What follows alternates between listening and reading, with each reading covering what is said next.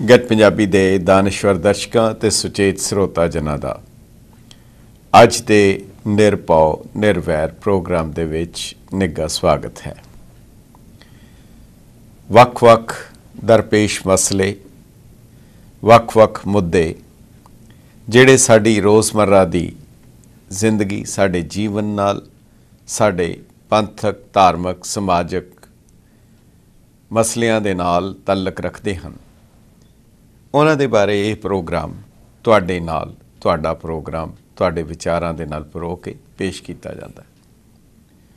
ਹਮੇਸ਼ਾ ਦੀ ਤਰ੍ਹਾਂ ਸਾਡਾ ਉਪਰਾਲਾ ਹੋਏਗਾ, ਸਾਡੀ ਕੋਸ਼ਿਸ਼ ਹੋਏਗੀ ਕੁਝ ਸੁਰਖੀਆਂ, ਚੋਣਵੀਆਂ ਸੁਰਖੀਆਂ ਤੁਹਾਡੇ ਨਾਲ ਸਾਂਝੀਆਂ ਕੀਤੀਆਂ ਜਾਣ ਔਰ ਉਸ ਦੇ ਬਾਅਦ ਅੱਜ ਦਾ ਜੋ ਮੁੱਦਾ ਹੈ ਉਹ ਤੁਹਾਡੇ ਨਾਲ ਸਾਂਝਾ ਕੀਤਾ ਜਾਏ ਔਰ ਉਸ ਦੇ ਵਿੱਚ ਆਪਣੇ ਖਾਸ ਮਹਿਮਾਨ ਨੂੰ ਨਾਲ ਲੈ ਕੇ ਤੁਹਾਡੇ ਨਾਲ ਗੱਲਬਾਤ ਕੀਤੀ ਜਾਏ। ਜਿਹੜਾ ਮੁੱਖ ਵਿਸ਼ਾ ਅਸੀਂ ਸਾਂਝਾ ਕਰਾਂਗੇ ਉਹ ਹੈ ਕੱਲ੍ਹ ਸ਼੍ਰੋਮਣੀ ਅਕਾਲੀ ਦਲ ਦਾ ਸਥਾਪਨਾ ਦਿਵਸ ਹੈ। ਸ਼੍ਰੋਮਣੀ ਅਕਾਲੀ ਦਲ ਕੇਵਲ ਇੱਕ ਪਾਰਟੀ नहीं, एक राजनीतिक पार्टी नहीं सी, बल्कि जिस मकसद दे नाल जदों कायम की गई सी तां एक किस्म नाल गुरु पंथ दा पर्यायवाची सी। गुरु पंथ दे सारे आदेश, संदेश, गुरु पंथ दे सारे निर्णय, गुरु पंथ दे फैसले श्रोमणी अकाली दल गुरु पंथ का एक सेवक हो के, उसका एक अंग हो के बिल्कुल उस नुकता निगाह तो, उस नज़रिए तो करता सी कि पंथ, गुरु पंथ, अकाली दल इन्हां विच कोई फर्क नहीं सी। और उस भावना दे नाल 1920 विच जदों श्रोमणी अकाली दल की स्थापना हुई तो उस वेले ये किसी राजनीतिक पार्टी की स्थापना नहीं सी, बल्कि जिस किसी ने भी नीली पग, नीली दस्तार सिर दे उत्ते सजा लई, उसका मतलब सी मैं डांगा खाण लई तैयार हाँ, मैं कुड़की जब्ती कराण लई तैयार हाँ। एक शहीदी मार्ग सी जिहड़ा कि तुरिया, जिहड़ा आरंभ होया। इसका सफ़र 1920 तो लैके कित्थे तक है, कदों तक ये अपनी उसे रवानगी दे नाल, उसे मंजिल दे नाल तुरिया और इसकी मौजूदा स्थिति की है, इस दे बारे असी विश्लेषण करांगे। और चूँकि असी सारे पात्र हाँ, असी सारे गवाह हाँ, असी सारे उस इतिहास दे सफ़र दे, उस कारवां दे असी अंग हाँ, सानू भी अपने विचारां दे नाल जाणू करवाना चाहिए ताकि आउण वाले समय विच ये जो पंथ दा एक स्वरूप सी, पंथक संस्था सी, पंथ दी तर्जमानी करदा सी, पंथ दे जज्बातां दी, पंथ दे इतिहास दी, उसकी मौजूदा स्थिति की है, की होना चाहिए, थोड़े समय दे बाद करांगे। पर सब तो पहला असी तुहाडे नाल कुछ कुछ सुर्खियां जरूर साझियां करनियां चाहांगे। अज साहिब श्री गुरु गोबिंद सिंह जी महाराज के छोटे साहिबजादे बाबा फतेह सिंह जी का जन्मदिन है। बाबा फतेह सिंह जी जिन्हां ने जीवन दे इतने छोटे जे अरसे दे विच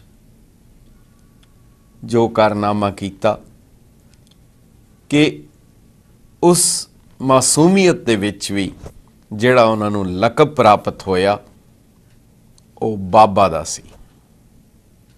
बाबा बजुर्ग नूं कहा जाता है और साधी ने ताइयों कहा बजुर्गी बा अकल ना बा उमर, उमर दे नाल कोई बाबा नहीं बनता, बल्कि अकल दे नाल, फितरत दे नाल, सोच दे नाल बाबा अखवांदा है। बाबा फतेह सिंह जी ने जो कुर्बानी कीती ਉਹ ਸਿੱਖੀ ਦੇ ਮਹਿਲ ਦੀਆਂ ਨੀਹਾਂ ਹਨ। ਉਹ ਨੀਹਾਂ ਦੀ ਉਹ ਇੱਟ ਹੈ ਜਿਸ ਦੇ ਉੱਤੇ ਇਹ ਮਹਿਲ ਉਸਾਰਿਆ ਗਿਆ। ਗੁਰਦਿੱਤ ਸਿੰਘ ਕੁੰਦਨ ਨੇ ਸਿਰਫ ਇੱਕ ਲਾਈਨ ਦੇ ਵਿੱਚ ਹੀ ਸ਼ਾਇਦ ਗੁਰੂ ਕਲਗੀਧਰ ਪਿਤਾ ਦੇ ਉਸ ਨਿਸ਼ਾਨੇ, ਉਸ ਆਸ਼ੇ, ਉਹਨਾਂ ਦਾ ਜੋ ਨਕਸ਼ਾ ਸੀ ਉਹਨਾਂ ਦੇ ਜ਼ਿਹਨ ਦੇ ਵਿੱਚ ਗੁਰੂ ਕਲਗੀਧਰ ਪਿਤਾ ਦੇ, ਉਹਨਾਂ ਨੇ ਇੱਕ ਲਾਈਨ ਦੇ ਵਿੱਚ ਬਾਖੂਬੀ ਚਿੱਤਰਣ ਕੀਤਾ। ਗੁਰੂ ਸਾਹਿਬ ਬਾਰੇ ਉਹਨਾਂ ਨੇ ਕਿਹਾ, ਰਿਹਾ ਗਿੱਠਾਂ ਨਾਲ ਪੁੱਤਾਂ ਦੀਆਂ ਮਿਣੇ ਪਿੰਨੀਆਂ, ਚੋਜੀ ਅੱਖਾਂ ਸਾਵੇਂ ਨਕਸ਼ਾ ਦੀਵਾਰ ਦਾ ਰਿਹਾ। ਸ਼ਾਇਦ ਇਸ ਤੋਂ ਵੱਧ ਭਾਵਪੂਰਤ ਲਫ਼ਜ਼ ਨਹੀਂ ਵਰਤੇ ਜਾ ਸਕਦੇ। ਬਾਬਾ ਜੀ ਦੇ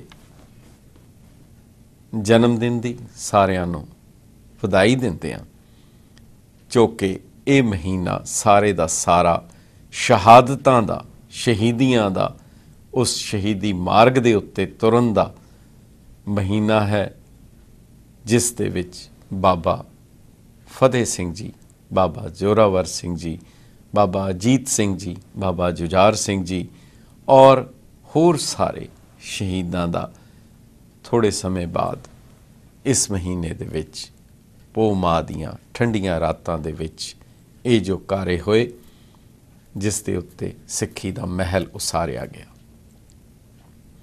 ਅਸੀਂ ਉਹਦੇ ਬਾਰੇ ਵੀ ਤੁਹਾਡੇ ਨਾਲ ਵਿਚਾਰ ਕਰਾਂਗੇ, ਪਰ ਹੁਣ ਸਮਾਂ ਹੈ ਕੁਝ ਸੁਰਖੀਆਂ ਦੇ ਨਾਲ ਤੁਹਾਡੇ ਨਾਲ ਵਿਚਾਰ ਸਾਂਝੇ ਕੀਤੇ ਜਾਣ। ਸਾਡਾ ਹੱਕ ਫਿਲਮ ਜਿਸ ਵੇਲੇ ਬਣੀ, ਕੁਲਜਿੰਦਰ ਸਿੰਘ ਸਿੱਧੂ ਨੇ ਇਹ ਫਿਲਮ ਬਣਾਈ, ਤਾਂ ਉਸ ਵੇਲੇ ਸਰਕਾਰ ਵੱਲੋਂ, ਹਕੂਮਤ ਵੱਲੋਂ ਕੁਦਰਤੀ ਤੌਰ ਦੇ ਉੱਤੇ ਇਸ ਦੇ ਵਿੱਚ ਰੁਕਾਵਟਾਂ ਪਾਈਆਂ ਗਈਆਂ, ਕਿਉਂਕਿ ਸੱਚ ਨੂੰ ਬਿਆਨ ਦੀ ਸੀ। ਕੌਮ ਨੇ ਇਸ ਨੂੰ ਆਪਣਾ ਅੰਗ ਸਮਝਿਆ, ਆਪਣਾ ਇੱਕ ਫਰਜ਼ ਸਮਝਿਆ, ਔਰ ਜਿੰਨੀ ਕੁ ਉਹਨਾਂ ਦੀ ਇਸ ਦੇ ਨਿਰਮਾਤਾ, ਫਿਲਮ ਦੇ ਬਣਾਉਣ ਵਾਲੇ, ਉਹਨਾਂ ਦੀ ਆਸ ਸੀ, ਉਹਨਾਂ ਤੋਂ ਸੈਂਕੜੇ ਗੁਣਾ ਵੱਧ ਉਹਨਾਂ ਦੀ ਇਮਦਾਦ ਮਾਲੀ, ਆਰਥਿਕ ਅਤੇ ਵੈਸੇ ਵੀ ਕੀਤੀ। ਪਰ ਇਸ ਦੇ ਬਾਅਦ ਇੱਕ ਜੋ ਖਬਰ ਆਈ, ਉਸਨੇ ਉਸ ਵਿਸ਼ਵਾਸ ਨੂੰ ਬਹੁਤ ਵੱਡੀ ਸੱਟ ਮਾਰੀ। ਉਹ ਸੀ ਕਿ ਇਸ ਫਿਲਮ ਦੇ ਪ੍ਰੋਡਿਊਸਰ, ਐਕਟਰ ਦਿਨੇਸ਼ ਸੂਦ, ਉਹਨਾਂ ਨੇ ਇੱਕ ਸੈਲੂਨ ਖੋਲ੍ਹਿਆ ਔਰ ਉਸ ਦਾ ਉਦਘਾਟਨ ਕੁਲਜਿੰਦਰ ਸਿੰਘ ਸਿੱਧੂ ਨੇ ਕੀਤਾ, ਜਿਸ ਨੂੰ ਵੇਖ ਕੇ ਕੁਦਰਤੀ ਤੌਰ ਦੇ ਉੱਤੇ ਕਿ ਜਿਸ ਫਿਲਮ ਨੇ ਪੂਰੀ ਕੌਮ ਦੇ ਵਿੱਚ ਇੱਕ ਨਵੀਂ ਚੇਤਨਾ ਪੈਦਾ ਕੀਤੀ, ਉਹਨਾਂ ਨੇ ਸਾਰੇ ਨੌਜਵਾਨ ਵਰਗ ਨੂੰ ਹਿਲਾ ਕੇ ਰੱਖ ਦਿੱਤਾ। ਪਰ ਉਹਨਾਂ ਵੱਲੋਂ ਫਿਰ ਇਹ ਕਹਿਣਾ, ਇਹਨਾਂ ਦੋਨਾਂ ਦਾ ਤਾਲਮੇਲ ਕਿਸ ਤਰ੍ਹਾਂ ਬਿਠਾਇਆ ਜਾਏ, ਇਹ ਨਿਰਣਾ ਤੁਸੀਂ ਕਰਨਾ। ਦੂਸਰੀ ਛੋਟੀ ਜੀ ਸੁਰਖੀ, ਵੱਲਭ ਭਾਈ ਪਟੇਲ ਭਾਰਤ ਦੇ ਗ੍ਰਹਿ ਮੰਤਰੀ ਸਨ 1947 ਤੋਂ ਬਾਅਦ, ਜਿਨ੍ਹਾਂ ਦੇ ਸਿਰ ਸਿਹਰਾ ਜਾਂਦਾ ਹੈ। ਸਾਰੀਆਂ ਵੱਖ-ਵੱਖ ਰਿਆਸਤਾਂ ਨੂੰ ਉਹਨਾਂ ਨੇ ਇਕੱਠਿਆਂ ਕੀਤਾ, ਪਰ ਇਸ ਦੇ ਨਾਲ ਉਹਨਾਂ ਦੇ ਉੱਤੇ ਇਹ ਵੀ ਸਿਹਰਾ ਜਾਂਦਾ ਹੈ ਕਿ ਜਿਸ ਨੂੰ ਕਦੇ ਵੀ ਅੱਜ ਤੱਕ ਇਨਕਾਰ ਨਹੀਂ ਕੀਤਾ ਗਿਆ ਕਿ ਉਹਨਾਂ ਦੇ ਰਾਹੀਂ ਇਹ ਸਰਕੂਲਰ ਜਾਰੀ ਹੋਇਆ ਸੀ 10 ਅਕਤੂਬਰ 1947 ਨੂੰ ਕਿ ਸਿੱਖ ਇੱਕ ਜਰਾਇਮ ਪੇਸ਼ਾ ਕੌਮ ਹੈ। ਇਹ ਸਰਕੂਲਰ ਵੱਲਭ ਭਾਈ ਪਟੇਲ, ਜਿਨ੍ਹਾਂ ਨੂੰ ਸਰਦਾਰ ਪਟੇਲ ਦਾ ਖਿਤਾਬ ਦਿੱਤਾ ਗਿਆ, ਉਹਨਾਂ ਵੱਲੋਂ ਜਾਰੀ ਕੀਤਾ ਗਿਆ। ਔਰ 1947 ਆਜ਼ਾਦੀ ਤੋਂ ਬਾਅਦ ਉਹਨਾਂ ਨੇ ਸਿੱਧੇ ਤੌਰ ਦੇ ਉੱਤੇ ਸਿੱਖਾਂ ਦੀ ਹੋਂਦ ਨੂੰ ਚੈਲੰਜ ਕਰਦਿਆਂ ਕੀਤਾ ਸੀ, ਔਰ ਜਿਸ ਦਾ ਮੁਕਾਬਲਾ ਉਸ ਸਮੇਂ ਦੀ ਪੰਥਕ ਲੀਡਰਸ਼ਿਪ ਨੇ ਬਹੁਤ ਸਖਤੀ ਦੇ ਨਾਲ ਦਿੱਤਾ ਸੀ। ਅਗਰ ਉਸ ਵੇਲੇ ਉਹ ਦ੍ਰਿੜਤਾ ਨਾ ਹੁੰਦੀ, ਸ਼ਾਇਦ ਪੰਥ ਦੀ ਵੱਖਰੀ ਹਸਤੀ, ਆਜ਼ਾਦ ਹਸਤੀ ਨੂੰ ਸਰਕਾਰ ਵੱਲੋਂ ਉਸ ਵੇਲੇ ਹੀ ਕੁਚਲ ਦਿੱਤਾ ਜਾਂਦਾ। ਹੁਣ ਨਰਿੰਦਰ ਮੋਦੀ, ਚੌਂਕਿ ਸਪਸ਼ਟ ਹੈ वल्लभ भाई पटेल उन्हां दी सोच घट गिणतियां प्रति जिस तरीके दे नाल सी और खास करके सिखां प्रति, पर हुण नरेंद्र मोदी वालों ऐलान किया गया जिहड़े कि प्रधानमंत्री पद के दावेदार हैं कि उन्हां दा पटेल दा बुत एक मूर्ति लगाई जाएगी जिहड़ी दुनिया दे विच सब तो वड्डी होएगी और उस दे लई भारतीय जनता पार्टी के कारकुन अते आगू दरबार साहब विच आए। उत्थों उन्होंने पावन सरोवर का जल अते मिट्टी लैके जा रहे हैं कि असीं उस मूर्ति जिहड़ी लगाई जा रही है वल्लभ भाई पटेल दी, उस दे विच उहदे नीहां दे विच इह वरती जाएगी। इस दे बारे इक्को लफज है, नो कमेंट, कोई टिप्पणी नहीं। तीसरी सुर्खी, सज्जन कुमार जिसनों कहा जाता है लम्हों ने खता की है, सदियों ने सज़ा पाई है, जिन्नी देर तक जापदा है सज्जन कुमार रहणगे, भावें सरकार उन्हां दी पूरी मदद करती रही, उन्हां नूं इवजाने भी दिंदी रही, उन्हां नूं इनाम भी दिंदी रही कि जो सिखां दा कतलेआम कीता उन्हां नूं पूरी तरह निवाजिया भी गया। और हुण ऐदकी भी चोणां दे विच सज्जन कुमार दे बेटे जग प्रवेश चंद्र नूं सीट भी दिती गई, टिकट भी दिती गई कांग्रेस वालों। ये उन्हां दी बदकिस्मती कि वो चोण ना जित सके, हार गए। पर उन्होंने एक अदालत विच गवाह एक अर्जी दी कि जेड़े 9 गवाह उन्हां दे खिलाफ खड़े हैं उन्हां नूं इररेलेवेंट गैर ज़रूरी गवाह ऐलान के कोर्ट उन्हां नूं गवाही दी लिस्ट विचों हटा देवे, क्योंकि यह ज़रूरी नहीं है। जस्टिस JR आर्यन दी अदालत ने उन्हां दी इस गवाही नूं, इस अर्जी नूं रद्द कर दिता कि ये ज़रूरी हैं, क्योंकि सज्जन कुमार दे नाल उन्हां दे साथी ब्रह्मानंद गुप्ता, पीरू, खुशहाल सिंह अते वेद प्रकाश इन्हां दे उत्ते सुल्तानपुरी इलाके दे विच 31 अक्तूबर 1984 नूं ना केवल दंगे करन, ना केवल बलवा करन, अग्गां लाण, बल्कि कतल दे गंभीर दोष हैं और वो गवाह गैर ज़रूरी नहीं बल्कि वो ज़रूरी हैं। जज ने अगली तारीख 10 जनवरी मुकर्रर की है, फिक्स की है, ताकि प्रोसीक्यूशन वालों उन्हां दे खिलाफ गवाहियां पेश कीतियां जान। CBI ने, सेंट्रल ब्यूरो ऑफ इन्वेस्टिगेशन ने सज्जन कुमार दी इस अर्जी दा डट के मुखालफत की। एक छोटी जी सुर्खी होर और बड़ी ही चिंताजनक सुर्खी है, जिस तो असी भावें जिन्ने मर्जी दावे करिए, अमृतसर साहिब दे विच एक बहुत ही चिंताजनक स्टैटिस्टिक्स जिहड़े साडे सामने आए हैं कि उत्थे गुरु नानक देव हॉस्पिटल दे विच जिहड़ा डी एडिक्शन सेंटर है, नशियां दे खिलाफ जिहड़ा चल रहा है, उहदे विच जिहड़े पेशेंट्स दी गिणती जिहड़े मरीज़ आ रहे हैं, नशियां तो पीड़ित मरीज़ आ रहे हैं और कुदरती तौर पर ज़्यादातर गरीब तबके दे हैं। अगर वो गिणती आप सुनोगे हैरान हो जाओगे।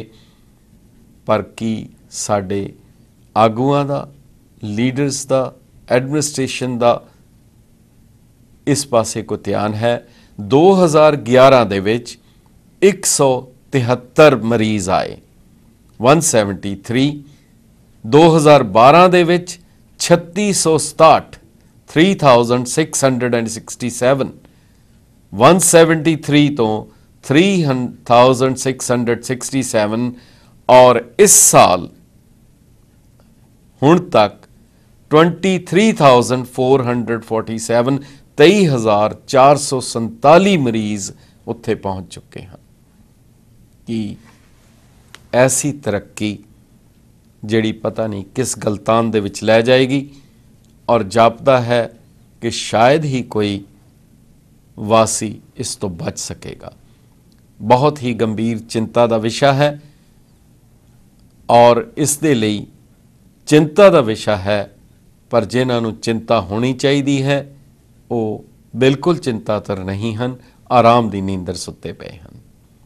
ਇਹ ਹਨ ਕੁਝ ਸੁਰਖੀਆਂ ਜਿਹੜੀਆਂ ਤੁਹਾਡੇ ਨਾਲ ਸਾਂਝੀਆਂ ਕੀਤੀਆਂ। ਇਸ ਤੋਂ ਇਲਾਵਾ ਹੋਰ ਵੀ ਕੁਝ ਮਸਲੇ ਹਨ, ਔਰ ਜੇ ਸਮਾਂ ਹੋਇਆ ਤੁਹਾਡੇ ਨਾਲ ਵਿਚਾਰਾਂਗੇ। ਇੱਕ ਵਕਫੇ ਦੇ ਬਾਅਦ ਮੁੜ ਹਾਜ਼ਰ ਹੋਣੇ।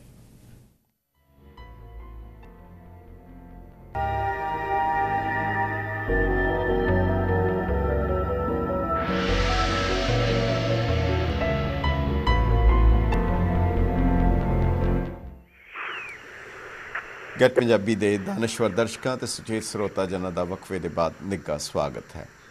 ਅੱਜ ਅਸੀਂ ਪੰਥ ਦੀ ਗੱਲ ਕਹਿ ਲਓ ਜਾਂ ਅਕਾਲੀ ਦਲ ਦੀ ਗੱਲ ਕਹਿ ਲਓ, ਜਿਹੜਾ ਕਿ ਇੱਕੋ ਹੀ ਚੀਜ਼ ਦੇ ਦੋ ਰੂਪ ਸਨ। ਇਹਨਾਂ ਦੋਨਾਂ ਨੂੰ ਵੱਖ ਨਹੀਂ ਸੀ ਕੀਤਾ ਜਾ ਸਕਦਾ। ਪਰ ਇਸ ਅਕਾਲੀ ਦਲ ਦੀ ਸਥਾਪਨਾ ਕੋਈ ਕੁਝ ਵਿਅਕਤੀਆਂ ਵੱਲੋਂ ਨਹੀਂ, ਬਲਕਿ ਪੰਥ ਦੇ ਉਸ ਅਗੰਮੀ ਜਜ਼ਬੇ ਦੇ ਨਾਲ, ਉਹਨਾਂ ਕੁਰਬਾਨੀਆਂ ਦੇ ਨਾਲ ਹੋਈ, ਜਿਹਦੇ ਵਿੱਚ ਨਿਸ਼ਾਨਾ ਕੇਵਲ ਇੱਕ ਸੀ ਕਿ ਗੁਰੂ ਗੋਬਿੰਦ ਸਿੰਘ ਸਾਹਿਬ ਦੁਆਰਾ ਦੱਸੇ ਹੋਏ ਉਸ ਮਾਰਗ ਦੇ ਉੱਤੇ ਜਿਹੜੀ ਉਹਨਾਂ ਨੇ ਆਨੰਦਪੁਰ ਸਾਹਿਬ ਦੇ ਵਿੱਚ ਮੰਗ ਕੀਤੀ ਸੀ ਸ੍ਰੀ ਸਾਹਿਬ ਦੇ ਨਾਲ, ਉਸੇ ਭਾਵਨਾ ਨੂੰ ਮੁੜ ਸੁਰਜੀਤ ਕੀਤਾ ਜਾਏ। ਜਿਸ ਨੇ ਕੁਰਬਾਨੀਆਂ ਦੇਣੀਆਂ ਹਨ ਉਹ ਇਸ ਮਾਰਗ ਦੇ ਉੱਤੇ ਆਏ। ਸ਼੍ਰੋਮਣੀ ਅਕਾਲੀ ਦਲ ਦਾ ਇਤਿਹਾਸ ਬਹੁਤ ਹੀ ਵਿਸ਼ਾਲ ਔਰ ਮਹਾਨ ਕੁਰਬਾਨੀਆਂ ਭਰਿਆ, ਜਿਹੜਾ ਕਿ ਸਾਡੀ ਅਰਦਾਸ ਦਾ ਅੰਗ ਹੈ। ਗੁਰੂ ਕਾ ਬਾਗ, ਗੰਗਸਰ, ਜੈਤੋ ਜੀ, ਹੋਰ ਕਿਤਨੀਆਂ ਕੁਰਬਾਨੀਆਂ ਦੇ ਕੇ ਇਹ ਜਿਹੜੀ ਪੰਥਕ ਸੰਸਥਾ ਹੋਂਦ ਵਿੱਚ ਆਈ, ਉਸ ਦਾ ਉਹ ਗੌਰਵਮਤੀ ਇਤਿਹਾਸ ਅੱਜ ਉਸ ਦਾ ਸਥਾਪਨਾ ਦਿਵਸ ਮਨਾਇਆ ਜਾਣਾ ਚਾਹੀਦਾ ਹੈ। ਪਰ ਮਨਾਏਗਾ ਕੌਣ, ਕੀ ਮਨਾਇਆ ਜਾਏਗਾ, ਕਿਸ ਤਰੀਕੇ ਨਾਲ ਮਨਾਇਆ ਜਾਏਗਾ, ਇਹ ਸਾਨੂੰ ਇੱਕ ਦਿਨ ਵਿੱਚ ਪਤਾ ਲੱਗੇਗਾ। ਪਰ ਇਸ ਤੋਂ ਜ਼ਿਆਦਾ ਅਹਿਮ ਵਿਸ਼ਾ ਹੈ ਕਿ ਸਾਨੂੰ ਆਪਣੇ ਪਿਛੋਕੜ ਦੀ ਜਾਣਕਾਰੀ ਜ਼ਰੂਰ ਚਾਹੀਦੀ ਹੈ। ਅੱਜ ਅਸੀਂ ਖੁਸ਼ੀ ਮਹਿਸੂਸ ਕਰ ਰਹੇ ਹਾਂ ਕਿ ਮੰਨੇ ਪਰਮੰਨੇ ਇਤਿਹਾਸਕਾਰ ਡਾਕਟਰ ਗੁਰਦਰਸ਼ਨ ਸਿੰਘ ਢਿੱਲੋਂ, ਜਿਨ੍ਹਾਂ ਨੇ ਇਸ ਦੇ ਉੱਤੇ ਬਹੁਤ ਕੰਮ ਕੀਤਾ, ਸਿੰਘ ਸਭਾ ਲਹਿਰ ਦੀ, ਮਹਾਰਾਜਾ ਰਣਜੀਤ ਸਿੰਘ ਦੇ ਸਿੱਖ ਰਾਜ ਜਾਣ ਤੋਂ ਬਾਅਦ ਸਿੰਘ ਸਭਾ ਲਹਿਰ ਦੇ ਉੱਤੇ ਔਰ ਅਕਾਲੀ ਦਲ ਦੇ ਬਾਰੇ, ਔਰ ਜਿਹੜਾ ਸ਼ਾਇਦ ਬਿਲਕੁਲ ਅਖੀਰਲਾ ਪੜਾਅ ਹੈ ਬਲੂ ਸਟਾਰ, ਉਸ ਦੁਰਨਾਮ ਬਲੂ ਸਟਾਰ ਦੇ ਵਾਈਟ ਪੇਪਰ ਨੂੰ ਲਿਖਣ ਤੱਕ ਜਿਹੜੇ ਉਸ ਦੇ ਨਾਲ ਜੁੜੇ ਰਹੇ ਹਨ। ਡਾਕਟਰ ਸਾਹਿਬ ਸਾਡੇ ਨਾਲ ਹਨ। ਡਾਕਟਰ ਗੁਰਦਰਸ਼ਨ ਸਿੰਘ ਢਿੱਲੋਂ ਜੀ, ਗੈਟ ਪੰਜਾਬੀ ਰਾਹੀਂ ਅਮਰੀਕਾ ਅਤੇ ਕੈਨੇਡਾ ਦੇ ਦਰਸ਼ਕਾਂ ਦੇ ਰੂਬਰੂ ਹੋਣ ਲਈ ਤੁਹਾਡਾ ਨਿੱਘਾ ਸਵਾਗਤ। ਜੀ ਆਇਆਂ ਨੂੰ, ਤੇ ਵਾਹਿਗੁਰੂ ਜੀ ਕਾ ਖਾਲਸਾ, ਵਾਹਿਗੁਰੂ ਜੀ ਕੀ ਫਤਿਹ। ਧੰਨਵਾਦ ਜੀ। ਵਾਹਿਗੁਰੂ ਜੀ ਕਾ ਖਾਲਸਾ, ਵਾਹਿਗੁਰੂ ਜੀ ਕੀ ਫਤਿਹ। ਆਪ ਦੇ ਸਰੋਤਿਆਂ ਨੂੰ ਬਹੁਤ ਬਹੁਤ ਨਮਸਕਾਰ, ਸਤਿ ਸ੍ਰੀ ਅਕਾਲ, ਵਾਹਿਗੁਰੂ ਜੀ ਕਾ ਖਾਲਸਾ, ਵਾਹਿਗੁਰੂ ਜੀ ਕੀ ਫਤਿਹ ਜੀ। ਜੀ ਢਿੱਲੋਂ ਸਾਹਿਬ, ਮੈਨੂੰ ਇਹ ਦੱਸੋ ਕਿ ਇਹ ਜਿਹੜਾ ਅਸੀਂ ਅਕਾਲੀ ਦਲ ਦਾ ਪੰਥ ਹੀ ਸੀ, ਪੰਥ ਜਾਂ ਅਕਾਲੀ ਦਲ ਵਿੱਚ ਕੋਈ ਫਰਕ ਨਹੀਂ ਸੀ, ਬਲਕਿ ਗੁਰੂ ਪੰਥ ਵੀ ਸੀ, ਤੇ ਇਹਦੀ ਜਿਹੜੀ ਬੁਨਿਆਦ ਹੈ, ਕਿਉਂਕਿ ਸਿੱਖ ਰਾਜ ਜਾਣ ਦੇ ਬਾਅਦ ਪਹਿਲਾਂ ਅਗਰ ਬਹੁਤ ਹੀ ਸੰਖੇਪ ਵਿੱਚ ਜਿਹੜੀ ਸਿੰਘ ਸਭਾ ਲਹਿਰ ਆਈ, ਜਿਹਨੇ ਬਹੁਤ ਚੇਤਨਤਾ ਪੈਦਾ ਕੀਤੀ ਕੌਮ ਦੇ ਵਿੱਚ, ਪਰ ਇੱਕਦਮ ਉਹ ਕਿਉਂ ਖਤਮ ਹੋ ਗਈ? ਅਕਾਲੀ ਦਲ ਨੇ ਉਸ ਨੂੰ ਖਤਮ ਕਰ ਦਿੱਤਾ ਜਾਂ ਉਹ ਖਤਮ ਹੋ ਗਈ ਤੇ ਅਕਾਲੀ ਦਲ ਬਣਿਆ? ਇਹ ਥੋੜਾ ਜਿਹਾ ਨੁਕਤਾ ਅਗਰ ਬਹੁਤ ਸੰਖੇਪ, ਸਾਡੇ ਕੋਲ ਟੋਟਲ ਸਮਾਂ 10-15 ਮਿੰਟ ਦਾ ਹੁੰਦਾ ਹੈ, ਪਰ ਜੇ ਤੁਸੀਂ ਆਪ ਜੀ ਸਾਨੂੰ ਦੱਸ ਸਕੋ। 2 ਮਿੰਟ ਚ ਇਸ ਦਾ ਇਤਿਹਾਸ ਤੁਹਾਨੂੰ ਥੋੜਾ ਜਿਹਾ ਬਰੀਫ ਦੱਸ ਦੇਣਾ। ਜ਼ਰੂਰ ਜੀ। 1849 ਦੇ ਵਿੱਚ, ਉਸ ਤੋਂ ਪਹਿਲਾਂ ਜੀ, ਜਿਹੜੀ ਕਲੋਨੀਅਲ ਰੂਲ ਸੀ ਜੀ, ਉਸ ਨੇ ਸਿੱਖ ਰਾਜ ਨੂੰ ਖਤਮ ਕੀਤਾ। ਮਹਾਰਾਜਾ ਦਲੀਪ ਸਿੰਘ ਇੱਕ ਮਾਈਨਰ ਛੋਟੀ ਉਮਰ ਦੇ ਮਹਾਰਾਜਾ ਸੀ, ਜਿਸ ਦੀ ਸਰਪ੍ਰਸਤੀ ਵੀ ਅੰਗਰੇਜ਼ਾਂ ਕੋਲ ਸੀ, ਕਲੋਨੀਅਲ ਰੂਲ ਕੋਲ ਸੀ। ਉਹਨਾਂ ਨੇ ਧੋਖੇ ਨਾਲ ਮਤਲਬ ਸਿੱਖਾਂ ਦੇ ਉੱਤੇ ਲੜਾਈਆਂ ਮੜ ਕੇ ਔਰ ਫਿਰ ਉਸ ਮਹਾਰਾਜੇ ਨੂੰ ਮਤਲਬ ਆਪਣੇ ਕਾਬੂ ਕਰਕੇ ਉਸ ਨੂੰ ਕ੍ਰਿਸਚਨ ਬਣਾ ਕੇ ਸਿੱਖ ਰਾਜ ਖਤਮ ਕਰ ਦਿੱਤਾ 1849 ਦੇ ਵਿੱਚ। ਜੀ ਜੀ।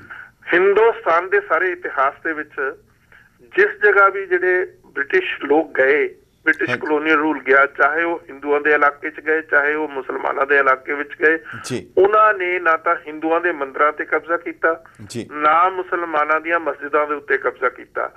सब तो वखरी गल जिहड़ी अंग्रेज़ां ने पंजाब दे विच सिक्खां नाल कीती, सिक्खां नाल मतलब जिहड़ा धरोह उन्होंने कमाया ਉਹ ਸੀ ਸਿੱਖਾਂ ਦੇ ਗੁਰਦੁਆਰਿਆਂ ਨੂੰ ਆਪਣੇ ਕਬਜ਼ੇ ਦੇ ਵਿੱਚ ਲੈ ਲੈਣਾ। ਜੀ 5 ਜਿਹੜੇ ਸ੍ਰੇਸ਼ਟ ਗੁਰਦੁਆਰਾ ਸਾਹਿਬਾਨ ਸੀ ਉਹਨਾਂ ਨੂੰ ਉਹਨਾਂ ਨੇ ਆਪਣੇ ਕੰਟਰੋਲ ਵਿੱਚ ਲੈ ਲਿਆ। ਕਿਉਂ ਲੈ ਲਿਆ? ਉਹਦਾ ਕਾਰਨ ਸੀ ਜੀ, ਕਿਉਂਕਿ ਨਾ ਤਾਂ ਮੰਦਿਰ ਦੇ ਵਿੱਚ ਪੋਟੈਂਸ਼ੀਅਲ ਦਾ ਪੋਲੀਟੀਕਲ, ਨਾ ਮਸਜਿਦ ਦੇ ਵਿੱਚ ਉਸ ਕਿਸਮ ਦਾ ਪੋਟੈਂਸ਼ੀਅਲ ਦਾ, ਸਿੱਖ ਗੁਰਦੁਆਰਿਆਂ ਦੇ ਵਿੱਚ ਇੱਕ ਸੋਸ਼ੋ ਪੋਲੀਟੀਕਲ ਪੋਟੈਂਸ਼ੀਅਲ ਸੀ। ਇਹ ਉਸ ਨੂੰ ਇਸ ਗੱਲ ਦੀ ਉਹਨਾਂ ਨੂੰ ਅਹਿਸਾਸ ਸੀ ਔਰ ਉਹਨਾਂ ਨੇ ਇਸ ਕਰਕੇ ਕਿਹਾ ਵੀ ਗੁਰਦੁਆਰੇ ਆਪਣੇ ਕੰਟਰੋਲ ਵਿੱਚ ਕਰਕੇ ਜਿਹੜੀ ਸਿੱਖੀਜ਼ਮ ਦੀ ਪੋਟੈਂਸ਼ੀਅਲ ਹੈ ਉਸ ਨੂੰ ਸੋਸ਼ੋ ਪੋਲੀਟੀਕਲੀ ਖਤਮ ਕੀਤਾ ਜਾਵੇ। ਇਹ ਉਹਨਾਂ ਦੀ ਇੰਟੈਂਸ਼ਨ ਸੀ। ਤਾਂ ਇਹ ਇੱਕ ਬੁਨਿਆਦ ਹੈ ਸਾਡੀ ਤੇ ਉਹਨਾਂ ਦੇ ਕਨਫਲਿਕਟ ਦੀ। ਤਾਂ ਉਸ ਤੋਂ ਬਾਅਦ ਸਿੰਘ ਸਭਾ ਮੂਵਮੈਂਟ ਆਈ। ਸਿੰਘ ਸਭਾ ਮੂਵਮੈਂਟ ਦੇ ਵਿੱਚ ਗਿਆਨੀ ਦਿੱਤ ਸਿੰਘ ਜੀ, ਪ੍ਰੋਫੈਸਰ ਗੁਰਮੁਖ ਸਿੰਘ ਜੀ ਬਹੁਤ ਔਰ ਜਵਾਹਰ ਭਾਈ ਜਵਾਹਰ ਸਿੰਘ ਜੀ ਇਸ ਕਿਸਮ ਦੇ ਆਦਮੀ ਸੀ ਜਿਹੜੇ ਇੱਕ ਸਧਾਰਨ ओरिजिन तो पैदा होए, लेकिन वो बड़े इंटैलेक्चुअल सी, बड़े ही दानिश्वर सी, बड़े उन्हां च संजीदगी सी, बड़ी उन्हां च विचारधारा सी। और उन्होंने कहा भी इस मौके ਜਿਹੜੀ ਸਿੱਖੀਜ਼ਮ ਹੈ ਉਸ ਦੀ ਆਇਡੈਂਟੀਟੀ ਨੂੰ ਡਿਫਾਈਨ ਕਰਕੇ ਦੁਨੀਆ ਨੂੰ ਦੱਸਿਆ ਜਾਵੇ ਵੀ ਆਹ ਸਿੱਖ ਧਰਮ ਹੈ ਜੀ। ਔਰ ਉਹਨਾਂ ਨੇ ਬਹੁਤ ਸਾਰਾ ਕੰਮ ਕੀਤਾ, ਆਪਣੀਆਂ ਸਾਰੀਆਂ ਜ਼ਿੰਦਗੀਆਂ ਉਹਨਾਂ ਨੇ ਡੈਡੀਕੇਟ ਕਰ ਦਿੱਤੀਆਂ। ਮੈਂ ਤੁਹਾਨੂੰ ਜੋ ਛੋਟੀ ਜੀ ਮਿਸਾਲ ਵੀ ਦੇਵਾਂ, ਭਗਤ ਲਕਸ਼ਮਣ ਸਿੰਘ ਸੀ ਜੀ ਜੀ, ਉਹ ਅਖਬਾਰ ਕੱਢਦੇ ਸੀ ਅੰਗਰੇਜ਼ੀ ਦੀ ਸਿੱਖਸ ਐਂਡ ਸਿੱਖੀਜ਼ਮ ਜੀ ਅਖਬਾਰ, ਔਰ ਇੰਸਪੈਕਟਰ ਆਫ ਸਕੂਲ ਸੀ ਜਿਹੜੀ ਕਿ ਉਸ ਵੇਲੇ ਬਹੁਤ ਵੱਡੀ ਪੋਸਟ ਮੰਨੀ ਜਾਂਦੀ ਸੀਗੀ। ਔਰ ਉਹਨਾਂ ਨੇ ਅਖਬਾਰ ਕੱਢਣਾ, ਪੱਥਰ ਦੇ ਛਾਪੇ ਨਾਲ ਉਹਨੂੰ ਛਾਪਣਾ, ਆਪਣੀ ਪਿੱਠ ਦੇ ਉੱਤੇ ਬੈਗ ਲੈ ਕੇ ਉਸ ਨੂੰ ਡਿਸਟ੍ਰੀਬਿਊਟ ਕਰਨਾ ਲਾਹੌਰ ਦੇ ਵਿੱਚ ਜੀ। ਇਸੇ ਕਿਸਮ ਦੇ ਗਿਆਨੀ ਦਿੱਤ ਸਿੰਘ ਸੀ। ਉਹਨਾਂ ਨੇ 65 ਕਿਤਾਬਾਂ ਲਿਖੀਆਂ, 65 ਬੁੱਕਸ ਜੀ, ਔਰ 2 ਨਿਊਜ਼ਪੇਪਰ ਕੱਢੇ। ਔਰ ਇਸੇ ਤਰ੍ਹਾਂ ਫਿਰ ਦੂਸਰੇ ਭਾਈ ਕਾਨ ਸਿੰਘ ਜੀ ਨਾਭਾ ਲਿਖਦੇ ਵਿਦਵਾਨ ਜਿਨ੍ਹਾਂ ਨੇ ਐਨਸਾਈਕਲੋਪੀਡੀਆ ਆਫ ਸਿੱਖੀਜ਼ਮ ਲਿਖ ਕੇ ਰੱਖ ਦਿੱਤਾ, ਜਿਹੜਾ ਅੱਜ ਯੂਨੀਵਰਸਿਟੀਆਂ ਲਿਖ ਨਹੀਂ ਸਕਦੀਆਂ। ਤੋ ਇਸ ਕਿਸਮ ਦੇ ਜਿਹੜੇ ਵਿਦਵਾਨ ਸੀ, ਭਾਈ ਜੋਤ ਸਿੰਘ ਲੇਟਰ ਸਟੇਜ ਦੇ ਵਿੱਚ ਆਏ, ਭਾਈ ਵੀਰ ਸਿੰਘ ਜੀ ਹੁਣੇ ਵੀ ਲੇਟਰ ਸਟੇਜ ਦੇ ਵਿੱਚ ਆਏ। ਉਹ ਆਪਣੇ ਆਪ ਦੇ ਵਿੱਚ ਇੱਕ ਇੰਸਟੀਟਿਊਸ਼ਨ ਸੀ, ਇੰਡੀਵਿਜੂਅਲਸ ਨਹੀਂ ਸੀ, ਇਹ ਆਪਣੇ ਆਪ ਦੇ ਵਿੱਚ ਇੱਕ ਇੰਸਟੀਟਿਊਸ਼ਨ ਸੀ। ਉਸ ਵੇਲੇ ਇੱਕ ਸਵਾਲੀਆ ਨਿਸ਼ਾਨ ਬਣ ਚੁੱਕਿਆ ਸੀ ਕਿ ਸ਼ਾਇਦ ਸਿੱਖ ਧਰਮ ਜਾਂ ਸਿੱਖੀ ਦੀ ਆਇਡੈਂਟੀਟੀ ਹੈ ਉਹ ਇਤਿਹਾਸ ਦਾ ਇੱਕ ਹਿੱਸਾ ਬਣ ਜੇ। ਇਸ ਕਿਸਮ ਦਾ ਇੱਕ ਆਰਟੀਕਲ ਗਿਆਨੀ ਦਿੱਤ ਸਿੰਘ ਜੀ ਨੇ ਆਪਣੇ ਅਖਬਾਰ ਵਿੱਚ ਵੀ ਲਿਖਿਆ ਸੀ ਕਿ ਜਿਹੜੇ ਸਿੱਖ ਆ ਕਿਸੇ ਸਟੇਜ ਦੇ ਵਿੱਚ ਜਾ ਕੇ ਅਜਾਇਬ ਘਰਾਂ ਦੇ ਵਿੱਚ ਸਿੱਖਾਂ ਦੀਆਂ ਤਸਵੀਰਾਂ ਦੇਖ ਕੇ ਆਪਣੇ ਬੱਚਿਆਂ ਨੂੰ ਦੱਸਿਆ ਕਰਨਗੇ ਕਿ ਸਿੱਖ ਇਸ ਕਿਸਮ ਦੇ ਹੁੰਦੇ ਸੀ 18ਵੀਂ ਸਦੀ ਦੇ ਵਿੱਚ। ਇਸ ਕਿਸਮ ਦੀ ਸਥਿਤੀ ਤੋਂ ਉਹਨਾਂ ਨੇ ਸਿੱਖੀਜ਼ਮ ਨੂੰ ਚੱਕਿਆ ਔਰ ਸਿੱਖੀਜ਼ਮ ਨੂੰ ਉਹ ਬੁਲੰਦੀਆਂ ਦੇ ਉੱਤੇ ਪਹੁੰਚਾ ਦਿੱਤਾ। ਔਰ ਜੇ ਉਸ ਦੀ ਵੋਲਿਊਮ ਤੁਸੀਂ ਦੱਸਾਂ ਤਾਂ ਇੱਕ ਇੱਕ ਜਿਹੜੇ ਇਹ ਵਿਦਵਾਨ ਸੀ, ਗਿਆਨੀ ਦਿੱਤ ਸਿੰਘ, ਪ੍ਰੋਫੈਸਰ ਗੁਰਮੁਖ ਸਿੰਘ, ਕਾਨ ਸਿੰਘ ਨਾਭਾ, ਭਾਈ ਵੀਰ ਸਿੰਘ, ਭਾਈ ਜੋਤ ਸਿੰਘ, ਇਹਨਾਂ ਦਾ ਜੇ ਇੱਕ ਇੱਕ ਬੰਦੇ ਦੀ ਇੱਕ ਦੱਸੀਏ ਤਾਂ ਅੱਜ ਦੀਆਂ ਯੂਨੀਵਰਸਿਟੀਆਂ ਉਹਨਾਂ ਕੰਮ ਨਹੀਂ ਕਰ ਸਕਦੀਆਂ ਜਿੰਨਾ ਇਹਨਾਂ ਇੰਡੀਵਿਜੂਅਲਸ ਨੇ ਕੰਮ ਕੀਤਾ। ਬਿਲਕੁਲ ਸਹੀ। ਔਰ ਉਹਨਾਂ ਦੀ ਇਹਨਾਂ ਦੀ ਇੰਨੀ ਵੋਲਿਊਮ ਆ, ਜੇ ਤੁਸੀਂ ਹਜ਼ਾਰਾਂ ਲੱਖਾਂ ਪੇਜ ਵੀ ਅੱਜ ਦੇਖੋ ਤਾਂ ਉਹ ਉਹਨਾਂ ਨੇ ਇਕੱਲੇ ਇਕੱਲੇ ਨੇ ਉਹਨੇ ਪੇਜਿਸ ਲਿਖ ਕੇ ਰੱਖ ਦਿੱਤੇ। ਔਰ ਉਹ ਮਾਕੂਲ ਸੀ, ਉਹਦੀ ਬੜੀ ਦਲੀਲ ਸੀ, ਉਹਦੇ ਚ ਬੜਾ ਐਵੀਡੈਂਸ ਸੀ ਔਰ ਉਹ ਬੜੀ ਕਨਵਿਕਸ਼ਨ ਵਾਲੇ ਸੀ ਜੀ। ਔਰ ਉਹਨਾਂ ਨੇ ਇੱਕ ਸਿੱਖਾਂ ਦੇ ਸਿੱਖ ਕੌਮ ਦੇ ਵਿੱਚ ਇੱਕ ਬੜੀ ਰੂਹ ਭਰ ਦਿੱਤੀ ਔਰ ਇੱਕ ਬੜਾ ਰੈਵੋਲੂਸ਼ਨ ਲਿਆ ਦਿੱਤਾ। ਡਾਕਟਰ ਸਾਹਿਬ ਸਾਨੂੰ ਇੱਕ ਵਕਫਾ ਲੈਣਾ ਪੈਣਾ ਛੋਟਾ ਜਿਹਾ, ਕਿਰਪਾ ਕਰਕੇ ਤੁਸੀਂ ਲਾਈਨ ਤੇ ਬਣੇ ਰਹੋ, ਬਹੁਤ ਜ਼ਰੂਰੀ ਹੈ। ਉਹਦੇ ਬਾਅਦ ਮੁੜ ਹਾਜ਼ਰ ਪਲੀਜ਼ ਜੀ, ਮੁੜ ਪਲੀਜ਼।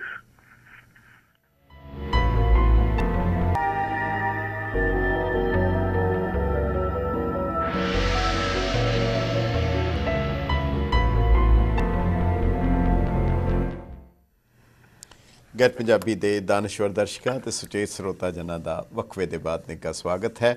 ਸਾਡੇ ਨਾਲ ਅਕਾਲੀ ਦਲ ਦੀ ਬੁਨਿਆਦ, ਅਕਾਲੀ ਦਲ ਦਾ ਇਤਿਹਾਸ, ਉਸ ਦੇ ਪਿਛੋਕੜ ਬਾਰੇ ਗੱਲਬਾਤ ਕਰ ਰਹੇ ਹਨ ਡਾਕਟਰ ਗੁਰਦਰਸ਼ਨ ਸਿੰਘ ਜੀ ਢਿੱਲੋਂ। ਉਹ ਇੱਕ ਛੋਟੀ ਜੀ ਐਨੈਕਡੋਟ, ਇੱਕ ਕਹਾਣੀ ਯਾਦ ਆਉਂਦੀ ਹੈ ਕਿ ਕੋਈ ਮੀਆਂ ਬੀਵੀ ਗਏ ਕਿਸੇ ਜੋਤਸ਼ੀ ਦੇ ਕੋਲ, ਤਾਂ ਉਹ ਜੋਤਸ਼ੀ ਕਹਿਣ ਲੱਗਾ ਕਿ ਮੈਂ ਇਹ ਭਾਈ ਸਾਹਿਬ ਦਾ ਮੈਂ ਭਵਿੱਖ ਦੱਸ ਸਕਦਾ। ਉਹ ਬੀਬੀ ਕਹਿਣ ਲੱਗੀ ਇਹਦਾ ਭਵਿੱਖ ਤਾਂ ਮੇਰੇ ਕੋਲ ਹੈ, ਮੇਰੇ ਹੱਥ ਵਿੱਚ ਹੈ, ਤੂੰ ਇਹਦਾ ਪਾਸਟ ਦੱਸ। ਸੋ ਅਕਾਲੀ ਦਲ ਦਾ ਪ੍ਰੈਜ਼ੈਂਟ ਤੇ ਫਿਊਚਰ ਤਾਂ ਸਾਨੂੰ ਪਤਾ ਹੈ। ਅਸੀਂ ਚਾਹਾਂਗੇ ਕਿ ਜਿਹੜਾ ਇਹਦਾ ਪਾਸਟ ਹੈ, ਔਰ ਜਿਵੇਂ ਡਾਕਟਰ ਸਾਹਿਬ ਦੱਸ ਰਹੇ ਸਨ ਉਸ ਵੇਲੇ, ਡਾਕਟਰ ਸਾਹਿਬ ਤੁਸੀਂ ਦੱਸਿਆ ਕਿ ਇੰਨਾ ਕੁਝ ਲਿਖਿਆ ਗਿਆ ਜਿਹਨੂੰ ਸ਼ਾਇਦ ਅੱਜ ਪੜ੍ਹਿਆ ਵੀ ਨਹੀਂ ਜਾ ਸਕਦਾ, ਇੰਨਾ ਵਿਸ਼ਾਲ ਹੈ। ਔਰ ਦੂਜੀ ਗੱਲ ਜਿਹੜੀ ਤੁਸੀਂ ਗੱਲ ਕਰ ਰਹੇ ਹੋ ਕਿ ਗੁਰਦੁਆਰਿਆਂ ਦੇ ਉੱਤੇ ਉਹਨਾਂ ਨੇ ਕਬਜ਼ੇ ਕੀਤੇ, ਔਰ ਜਿਸ ਬੇਦਰਦੀ ਔਰ ਸਖਤੀ ਦੇ ਨਾਲ ਕੀਤੇ, ਔਰ ਆਮ ਸਿੱਖਾਂ ਦੀ ਹਾਲਤ ਸ਼ਾयद ਉੱਦਾਂ ਦੀ ਹੋ ਜਾਂਦੀ ਜੇ ਉਹ ਦ੍ਰਿੜਤਾ ਨਾ ਹੁੰਦੀ कि मुल्ला को जो है मस्जिद में जाने की इजाज़त, नादां ये समझता है कि इस्लाम है आज़ाद। मगर उस वेले अकाली दल ने जो रोल निभाया, तो अकाली दल की स्थापना किद्दां होई, किहड़े आगू सन, उन्हां दा विजन की सी और की सोच के कीता, अगर सानू तुसीं दस सको। हाँ जी, हाँ जी। देखो जी, जिहड़ी श्रोमणी अकाली दल दे जिहड़ा पॉइंट ऑफ व्यू सी ते जिहड़ी सिंह सभा दा पॉइंट ऑफ व्यू सी, वो सेम ही सी जी। वो पॉइंट ऑफ व्यू सी wellbeing of the Sikh Panth, Sikh ਪੰਥ ਦੀ ਚੜ੍ਹਦੀ ਕਲਾ ਜੀ। ਔਰ ਉਸ ਵੇਲੇ ਜਿਹੜਾ ਅਕਾਲੀ ਦਲ ਜਿਹੜਾ ਫਾਰਮ ਕੀਤਾ ਗਿਆ, ਉਸ ਵਿੱਚ ਬਾਬਾ ਖੜਕ ਸਿੰਘ, ਮਾਸਟਰ ਤਾਰਾ ਸਿੰਘ, ਸਰਦੂਲ ਸਿੰਘ ਕਵੀਸ਼ਰ ਔਰ ਇਸ ਕਿਸਮ ਦੇ ਉਹ ਲੀਡਰ ਸੀ ਜਿਨ੍ਹਾਂ ਦੇ ਵਿੱਚ ਬਹੁਤ ਜ਼ਿਆਦਾ ਡੈਡੀਕੇਸ਼ਨ ਤੇ devotion C for the cause of the ਪੰਥ ਜੀ। ਔਰ ਸਿਰਫ ਇੱਕੋ ਹੀ ਉਹਨਾਂ ਦਾ ਆਬਜੈਕਟਿਵ ਸੀ। ਸਰਦੂਲ ਸਿੰਘ ਕਵੀਸ਼ਰ ਬੜਾ ਅੱਛਾ ਰਾਈਟਰ ਸੀ, ਬਹੁਤ ਅੱਛੇ। ਉਸਨੇ, ਹਾਂ ਤੁਸੀਂ ਤਾਂ ਸਾਰਾ ਪੜ੍ਹਿਆ ਜੀ, ਉਸਨੇ ਲਿਖਿਆ ਥਰਡ ਐਂਗਲੋ ਸਿੱਖ ਵਾਰ ਜੀ ਜੀ ਜੀ, ਜਿਹੜੀ ਕਲੋਨੀਅਲ ਰੂਲ ਨਾਲ for the liberation of Gurdwara, ਜਿਹੜੀ ਗੁਰਦੁਆਰਿਆਂ ਦੀ ਆਜ਼ਾਦੀ ਦੀ ਲਈ ਲੜਾਈ ਜਦੋਂ ਜਹਿਦ ਹੋਈ, ਉਸ ਨੂੰ ਉਹਨਾਂ ਨੇ ਥਰਡ ਐਂਗਲੋ ਸਿੱਖ ਵਾਰ ਦਾ ਨਾਂ ਦਿੱਤਾ। ਤਾਂ ਉਹ ਕਿਸ ਤਰ੍ਹਾਂ ਹੈ, ਦੇਖੋ ਉਸ ਵੇਲੇ 32,000 ਮਤਲਬ ਜਿਹੜੇ ਅਕਾਲੀ ਸੀ ਉਹਨਾਂ ਨੇ ਗ੍ਰਿਫਤਾਰੀਆਂ ਦਿੱਤੀਆਂ, ਬਿਲਕੁਲ ਪਿਓਰਲੀ ਨॉन ਵਾਇਲੈਂਟ, ਟੋਟਲੀ ਪੀਸਫੁਲ, ਬਿਲਕੁਲ ਇੱਕ ਉਂਗਲੀ ਨਹੀਂ ਉਠਾਈ ਉਹਨਾਂ ਨੇ ਔਰ ਕੋਈ ਗਾਲ ਗਲੋਚ ਨਹੀਂ ਕੀਤੀ, ਔਰ ਉਹਨਾਂ ਨੇ ਪੀਸਫੁਲੀ, ਕਾਮਲੀ, ਕੁਆਇਟਲੀ ਮਤਲਬ ਜੇਲਾਂ ਦੇ ਵਿੱਚ ਚਲੇ ਗਏ ਔਰ ਸੱਤਿਆਗ੍ਰਹਿ ਕੀਤਾ। ਉਸ ਤੋਂ ਇਲਾਵਾ 500 ਸਿੱਖਾਂ ਨੇ ਕੁਰਬਾਨੀਆਂ ਕੀਤੀਆਂ ਨਨਕਾਣਾ ਸਾਹਿਬ ਤੇ ਹੋਰ ਗੁਰਦੁਆਰਿਆਂ ਦੇ ਲਈ।